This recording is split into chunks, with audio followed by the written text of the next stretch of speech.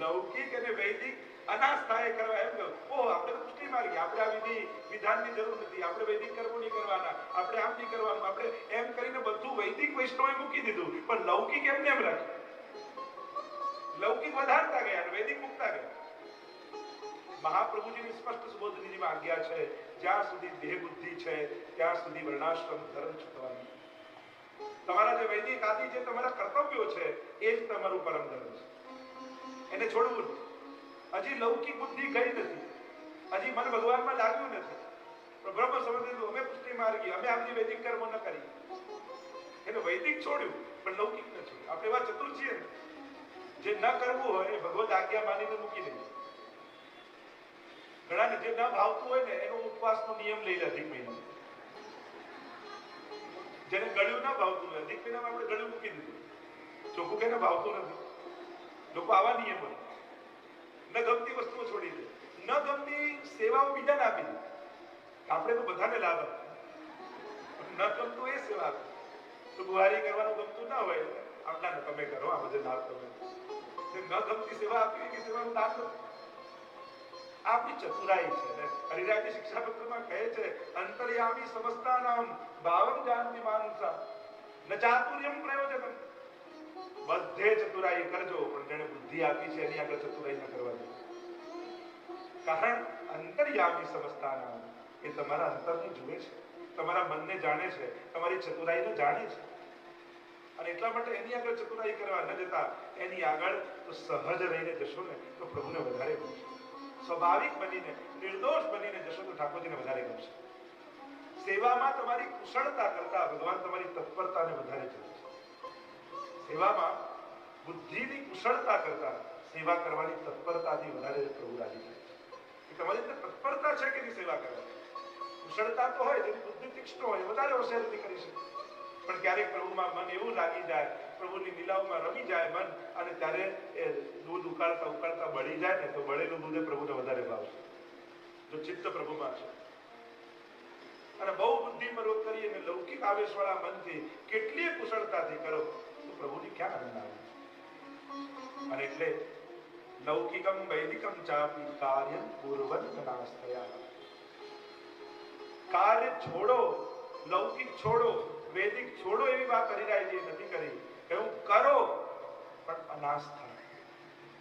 એ વૈદિક કર્મ પણ કરીએ ને આપણે, યજ્ઞ કરવા, આ કરવા, જેટલા પણ વૈદિક કર્મો આપણે ત્યાં થોડા સંસ્કાર બતાવ્યા છે બધા જ કરવા. દરેકનું વિધાન મહાપ્રભુજી વેદ પારગ છે, કર્મ માર્ગ પ્રવર્તક છે, મહાપ્રભુજીના નામ છે. મહાપ્રભુજી પોતે યજ્ઞ આદિ કરે, કર્મ માર્ગ પ્રવર્તક. ગોવિંદ સ્વામીનો પ્રસંગ આવે છે કે જ્યારે પૂછ્યું, મહાપ્રભુજી સંધ્યાવંદન કરવા બિરાજ્યા અને સંધ્યાવંદન કરી રહ્યા હતા ત્યારે વૈષ્ણવ આવીને પૂછ્યું, જરા આપ તો ભક્તિ માર્ગના આચાર્ય છો, પછી આ કર્મકાંડ કેમ કરો છો? મહાપ્રભુજી બહુ સુંદર ઉત્તર આપ્યો. પૂછ્યું કે કયો માર્ગ મોટો? ત્યારે કહું કે જેના મનમાં જે પ્રત્યે શ્રદ્ધા હોય એ માર્ગ મોટો. અને તમે પૂછ્યું છે કે આ કર્મકાંડ શા માટે કરો છો? તો મહાપ્રભુજીએ કહ્યું કે ભક્તિ માર્ગ છે ને તો ફૂલોનો બગીચો છે, અને ફૂલોના બગીચાની આજુબાજુ જો વાડ ન કરવામાં આવે ને તો કોઈ પણ આવીને બગાડી જાય, તોડી જાય. તો ભક્તિ માર્ગ એ ફૂલોનો બગીચો છે અને કર્મકાંડ એ કાંટાની વાડ છે. અમે અમારા ભક્તિના બગીચાને આ કર્મકાંડની વાડથી સુરક્ષિત કરીને રાખીએ છીએ. તો વૈદિક કર્મો છોડવા નહીં છે. આપણે ત્યાં જે પણ વૈદિક કર્મો બતાવવામાં આવે અનાસ્થા, આસ્થા એમ નહીં રાખવી કે આ યજ્ઞથી મારો ઉદ્ધાર થશે કે મારું કામ થશે, આ દેવતાઓ પ્રસન્ન થઈને મારું કામ કરી દેશે. આસ્થા તેમ જ રાખવી, કરનારા તો ઠાકોરજી જ છે. મારા પ્રભુ ના નિશ્વાસથી વેદ પ્રગટ થયા છે અને જે વિધિઓ બતાવવામાં આવી છે અને મહાપ્રભુજી એનું પાલન કર્યું છે, એટલા માટે મારે પણ આ કર્મો કરવું. એ રીતે પ્રભુના સુખનો વિચાર કરી અનાસ્થાથી એ કર્મો કરે. ઉપયોગ કરાય, આશ્રય ન કરાય. ઘણી વાર એમ થાય કે આ વૈદિક કરવાથી શું થશે, કેમ અમારું લાભ થાય તો અન્યાશ્રય ન કહેવાય? તો કહું તમે ઉપયોગ કરો છો, આશ્રય નથી. જે તમે બીમાર પડ્યા અને ડોક્ટર પાસે દવા લેવા ગયા તો એ ડોક્ટરનો આશ્રય કર્યો ન કહેવાય, એનો ઉપયોગ કર્યો કહેવાય. પણ ઉપયોગ ક્યાં સુધી કરાય? આ પારથી પેલે પાર ઉતરવું છે, નદી છે વચ્ચે, નાવ લીધી, પેલે પાર ઉતર્યા અને પછી એમનો વિચાર, અરે આ નાવને કારણે હું પાર ઉતર્યો, લાવ નાવને માથે ઉચકીને જાઉં. ના, એ પાર ઉતર્યા પછી નાવનો ઉપયોગ પૂરો થઈ ગયો. એને મૂકીને પછી ચાલતા આગળ વધી જતા. આને કહેવાય ઉપયોગ કર્યો કહેવાય, પણ માથે લઈને ફરો તો એ આશ્રય કર્યો કહેવાય.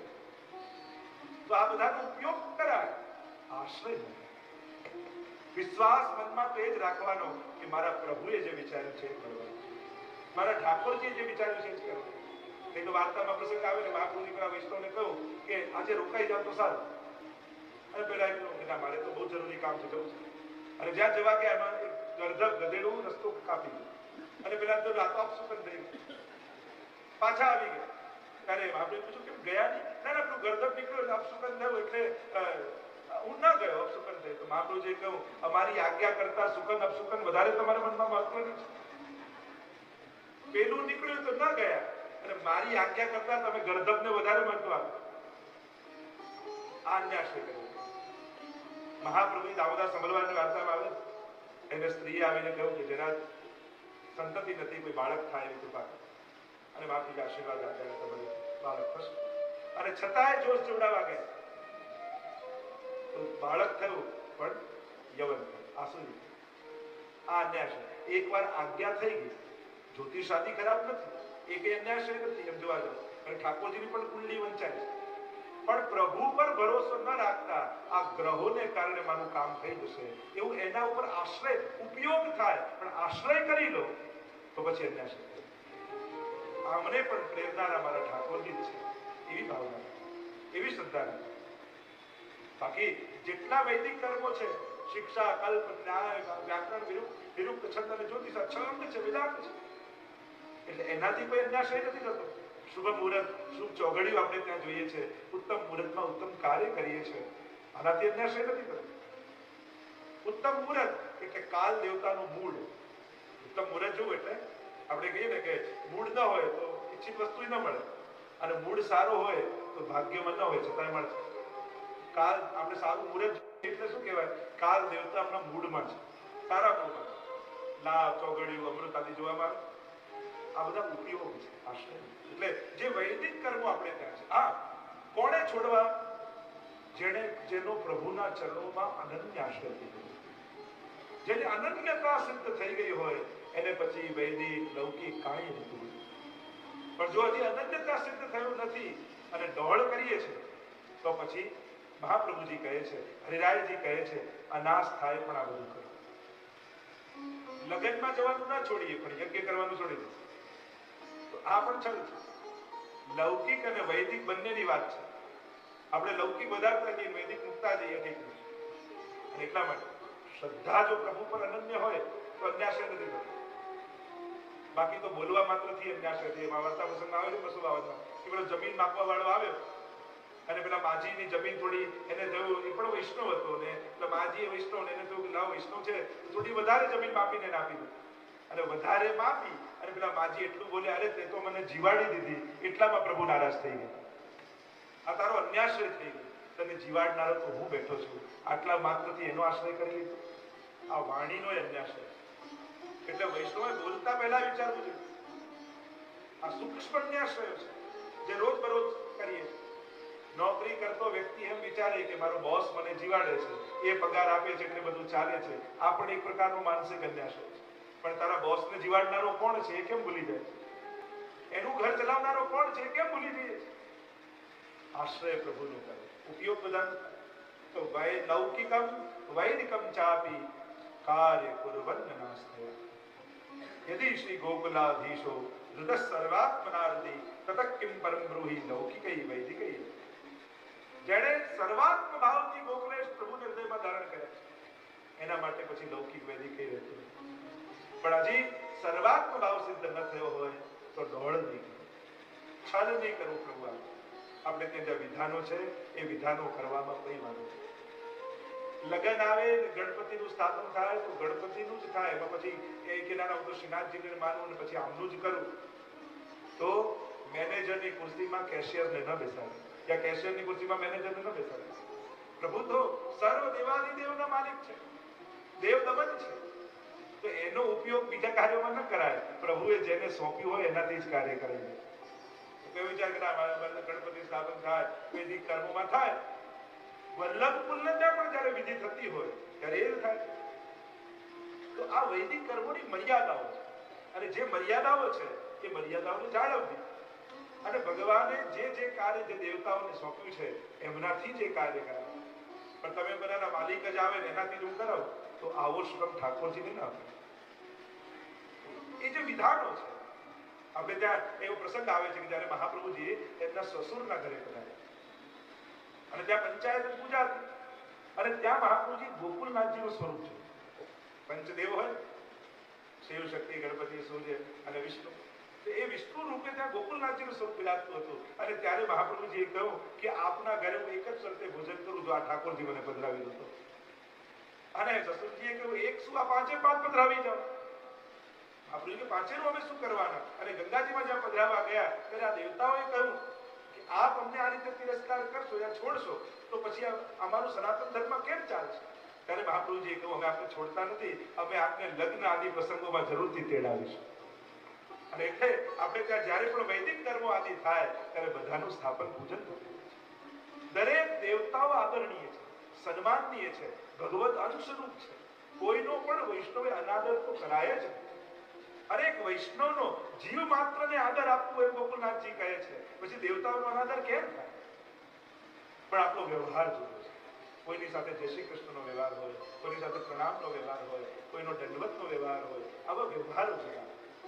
બાકી અનાદર તો વૈષ્ણવથી કોઈનો નથી. જો મહાપ્રભુજી પણ જ્યાં જ્યાં પધાર્યા તીર્થોમાં, એ તીર્થોના દેવતાઓ આવીને ભગવત કથાનું પાન કરતા. તમે બેઠક ચરિત્રોમાં જયારે દર્શન કરો ત્યારે આવે કે એ દેવતાઓ એ સ્થળના ત્યાં આવીને ભાગવતજીના રસપાન મહાપ્રભુજીના મુખે કરે, અને મહાપ્રભુજી દરેકને આદર આપે છે. અને એટલા માટે વૈષ્ણવે કોઈનો પણ અનાદર નહીં. અને આને કારણે ઘણા લોકો પુષ્ટિમાર્ગને બદનામ કરે. પુષ્ટિમાર્ગની ભાવના શું છે કે બધા જ દેવતાઓ મારા ઠાકોરજીની ભીતર રહે. આપણે જુદું જુદું જોતા નથી. આપણે એમ જોઈએ છે બે વસ્તુ છે, એક બધામાં ભગવાનને જોવા અને બીજું છે ભગવાનમાં બધું જોઈએ. આપણે કહે છે કે પ્રભુની ભીતર બધાનો વાસ છે, એટલે મારે કાંઈ જુદું જુદું કરવાની જરૂર. આનંદ, આ નિષ્ઠા. અને લોકો જુદું જુદું જોઈને કરવા જાય, પણ આટલા બધા દેવતા છે, બધાને પસંદ ક્યાં કરવા જવાય? પણ આદર બધાને આપે.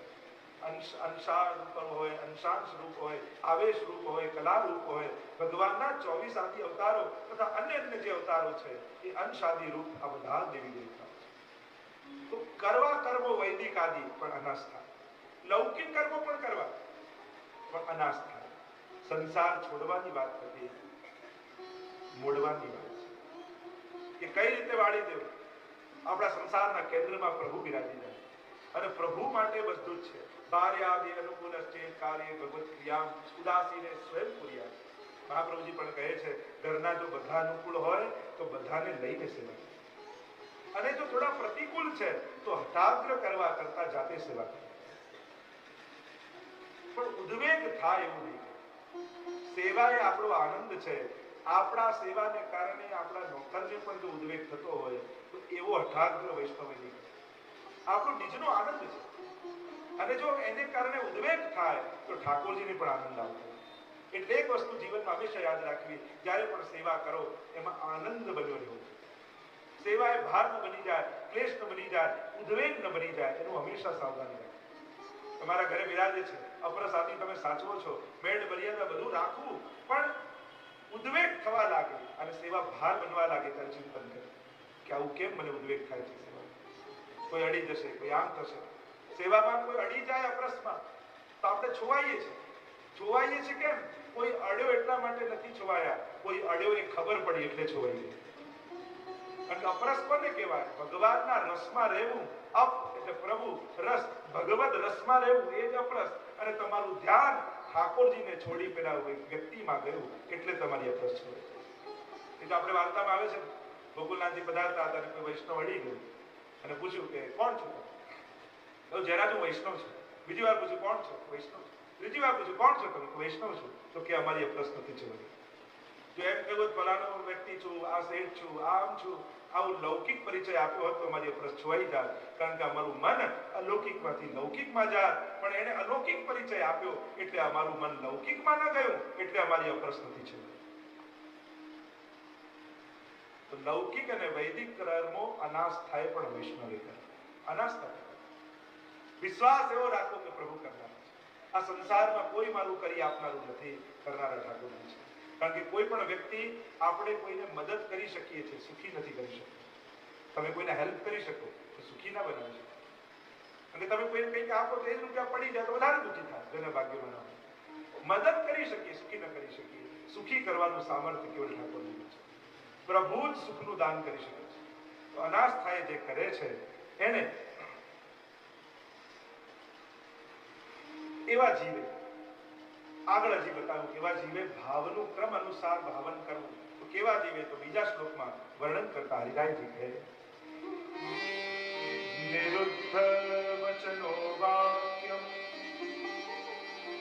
આવશ્યકમ ઉદાહરણ મનસા ભાવે નિત્યમ લીલા સર્વાત્ર આગળ લક્ષણ બતાવ્યું. પહેલું કામ આમતા મમતાને કારણે જેનો સંસારમાં મન નથી, જેને સંસારમાં ઉદ્રેક છે, ભગવાનમાં મન છે.